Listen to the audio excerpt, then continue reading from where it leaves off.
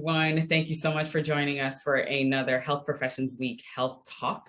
I am Dr. Cameron Matthews with the Tour for Diversity in Medicine, and I am overly ecstatic to be taking part in Self-Care Sunday with my dear friend, Dr. Frank Clark, who I am going to ask to introduce himself because I could not do it justice.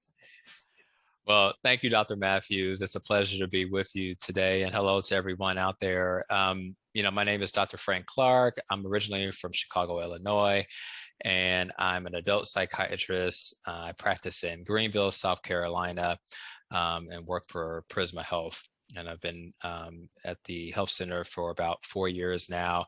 I really have a passion for what it means to have self-compassion, to care for ourselves, especially during these unprecedented times. So I am happy to be chatting with my good friend, Dr. Matthews, and hopefully you will take a lot of words of wisdom away from this conversation, and I hope that you will implement them throughout your life. Perfect. You hit the nail on the head. I mean, I think at this point, we are all stressed, but then there's the stress of having everyone around us also stressed. Like I feel it from my parents, I feel it from my sister, my colleagues.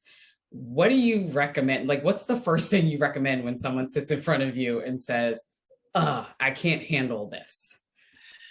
Well, I think the first thing I would say is validate that person and how they're feeling. I think we don't do a good job in our society of listening.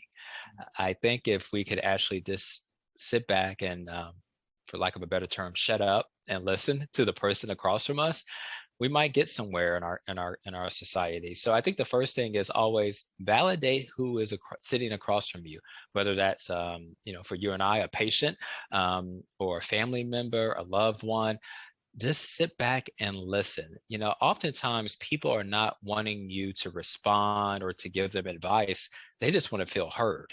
And so the power of validation is a beautiful thing. So first thing is validate, listen, and then ask them, as you're sharing this stress with me or these stories or how you've been feeling, are you wanting advice, or how can I best support you in what you are sharing with me? And that gives the person across from you the opportunity to say, I'm really looking for advice, and I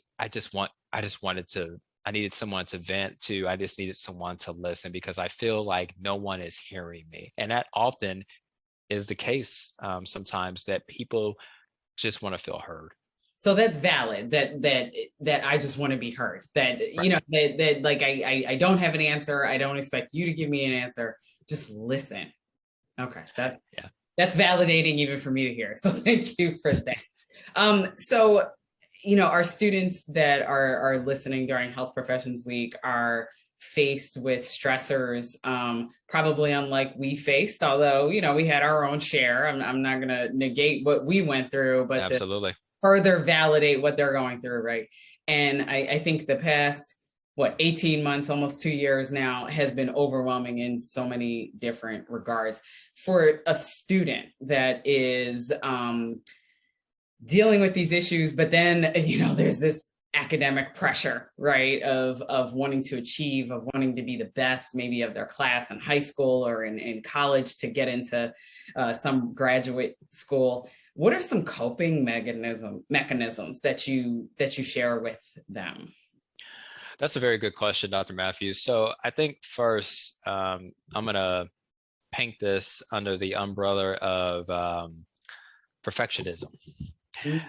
And the reason I say that is that you and I probably know what perfectionism means, because we went through this arduous journey to get to where we are today. But, in retrospect, I think about, all this kind of toiling that we did to make sure that we got good grades, we kept our GPA up, we were involved in extracurricular activities, community service, and God knows whatever else in order to get to this road. And in retrospect, I have to say, while I am thankful that I did, engage in all those activities and did well, I think it is very easy for our generation today to lose to lose focus of what their true identity is. Mm. You know, I kind of call it the identity puzzle. You know, and nowadays, you and I, as physicians who've been in the game for a long time, you know, oftentimes when people introduce us, it's like, oh, hey, this is Dr. Matthews, this is Dr. Clark. And it's like, well, wait a minute, before we were Dr. Matthews and Dr. Clark, we were Cameron and Frank. We're still Cameron and Frank, right? But there's this extra added weight. And I feel like students have that weight, the weight of their shoulders. You know, you see the rates of depression and anxiety are higher than they ever have been, I think, compared to when you and I were in college. And it's very sad. And I think there's this element of perfectionism of, I have to be the best. And it's like, well, where is that stemming from?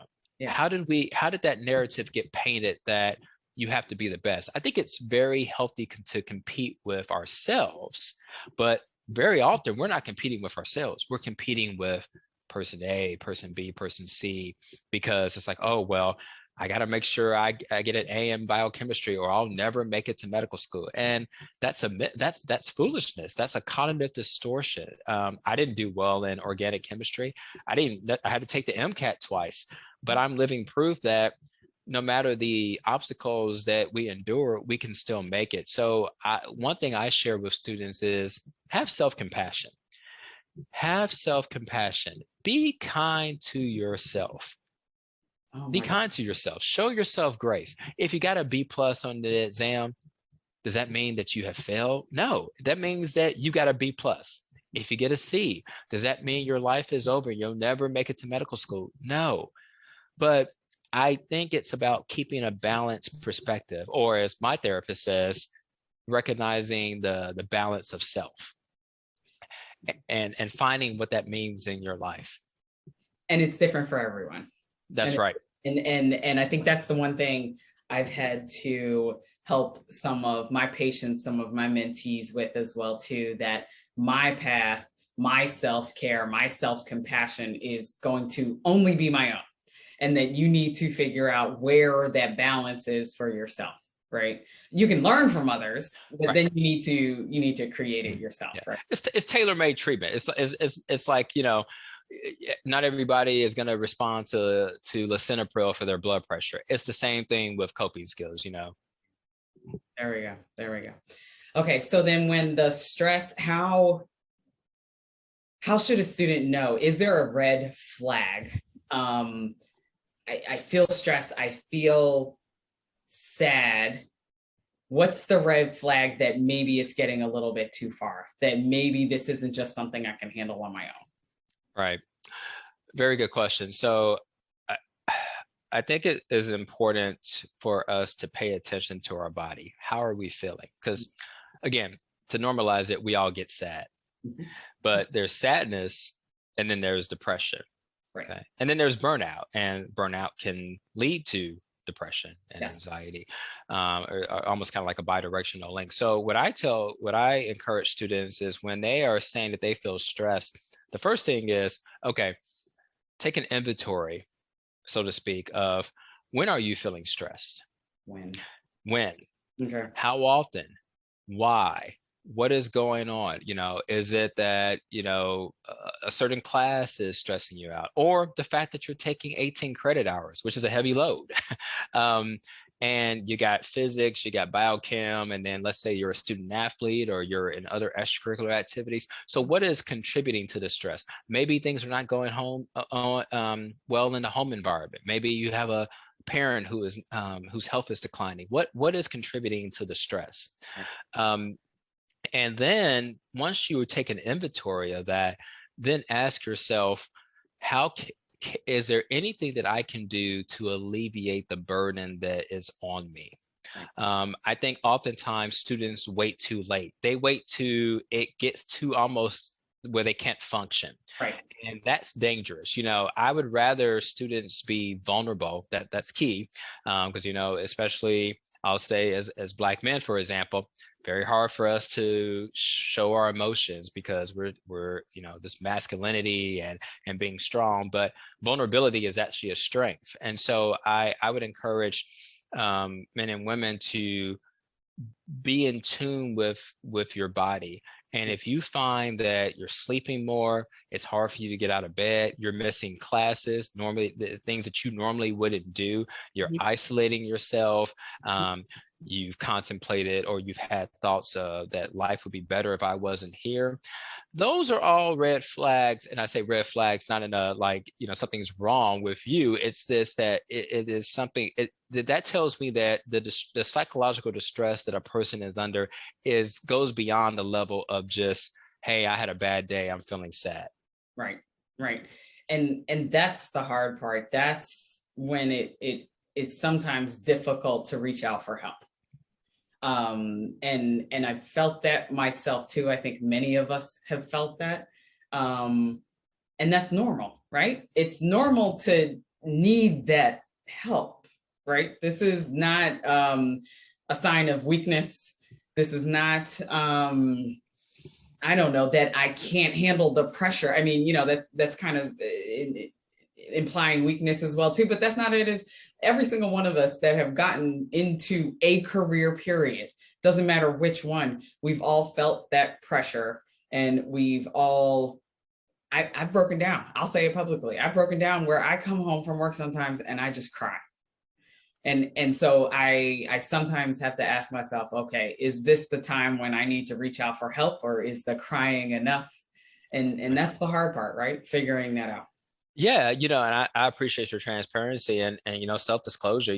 I went through my own clinic. I had clinical depression when I was in med school, and sought help. I still do my own therapy twice a month. And like you, there have been times in this pandemic and the racial unrest, the political unrest, that I have come home and thankfully, thankful for my spouse, but I try to find those silver linings when I can, but sometimes I'm in the shower and I'll just bawl, I'll just weep. And in a lot of ways that's therapeutic, but when we internalize our feelings, it's like a balloon that slowly, as you're blowing that balloon up, it's going to burst. And we don't want to get to that point. We have to take care of ourselves. I don't know if you heard what happened.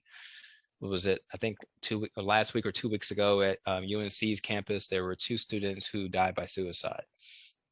And this pandemic, again, it's not even just a pandemic. I mean, but I do think the pandemic has taken an emotional toll on people, and I don't have the details of what led to the student's suicide, but this is real. This is real, and we were created to be in relationship. We were not created to be in isolation. So if we were created to be in a relationship, that tells us that we all need somebody, to lean on. I mean, if you think about that song, Lean on Me, we all need somebody to lean on. And why are we still fighting with ourselves? Why are we still fighting with ourselves, saying like, oh, I got this, I'm too blessed to be stressed? Well, what does that mean? Yeah. the person who is blessed, all of us are blessed, but we all go through adversity. Exactly. No, I have to admit, I have talked to some youth and I have been proud that I feel like there's a little bit more of the willingness to have this conversation, right? So turning kind of on a positive note, like I am so proud of this generation. Like, I don't even know how else to say it. Like, I feel like, every generation above us is kind of like, oh, you guys are crazy and you're wild and you listen to bad music and you dance weird, like all that different stuff. But I feel like of the past 18 months or so, I have only had pride. Like, I feel like they can hear the advice that you give them or that someone else gives them, even their peers, because they listen to each other. And they act on it. And I think that's such a sign of strength, right? No, I would agree. I have been proud of this generation as well. There's something, there's something that we can learn from all generations. And I think some people kind of look at this generation of like, oh, they're really big into technology and good.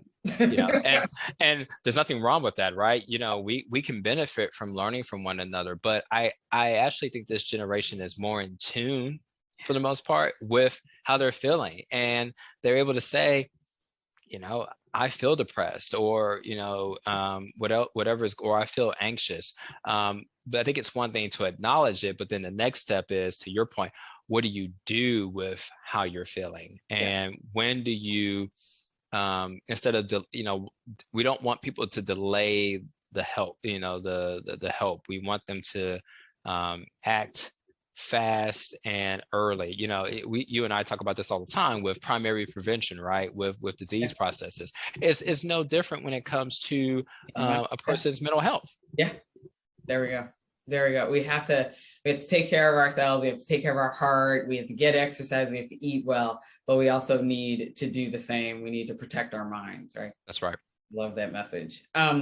Just to close out, I would love, I want students listening to us to obviously take this great advice that you're giving, but to also learn a little bit more about you. So I'd love to know, if you don't mind sharing, just to close out, kind of like what your path has been. How did you choose psychiatry? I can't say that, I mean, I'm so glad you did, but I can't necessarily say that, especially as a Black male, I have to point that out, that's that frequent, right? How'd you choose it?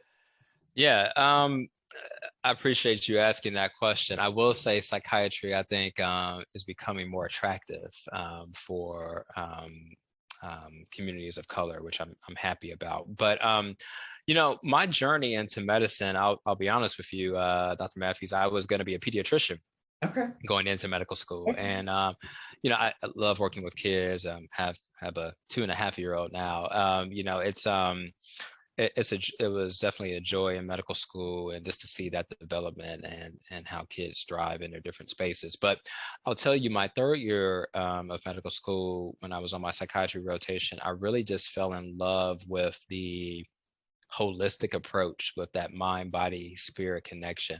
And it really just resonated with me. And then I actually had a couple of friends who their loved ones had experienced depression and other things. And in retrospect, I think actually going through my own depression solidified, this is where I feel like God wanted me to be. And I don't believe in coincidences. And so I'm happy where I'm at in my life. And, some people always ask, do you have any regrets? And I don't. I think that unfortunately psychiatry is still stigmatized, especially by family. My mom sometimes will still be like, now, like, what do you do? And or why do you see a therapist? Are you crazy? And I know she's kind of joking, but it's one of those things where I think it's important, especially as a Black man in psychiatry, that we change the narrative for our communities. I'm a man of faith. I still go to church and I still do my therapy. So I get therapy. I feel like I get the therapy of both worlds. That's double therapeutic in my mind. Yeah. So, my journey, I have a big, my passion is mentoring. I love mentoring students. So, I'm always proud of your efforts and what you've been doing for the Tour for Diversity. And we need, this generation, we need more of us in mental health. I feel that psychiatry traverses all fields of medicine. And no matter what people go into, you're going to encounter individuals with mental health conditions and substance use disorders. And so we might as well just realize that and get used to it, that this is a very important field. I encourage students, if they want to learn more about psychiatry, feel free to give them my email. Happy to talk with them, but and my colleagues. But there's a lot of us, and well, we only make up 2%, so I shouldn't say there's a lot of us. We only make up Black people.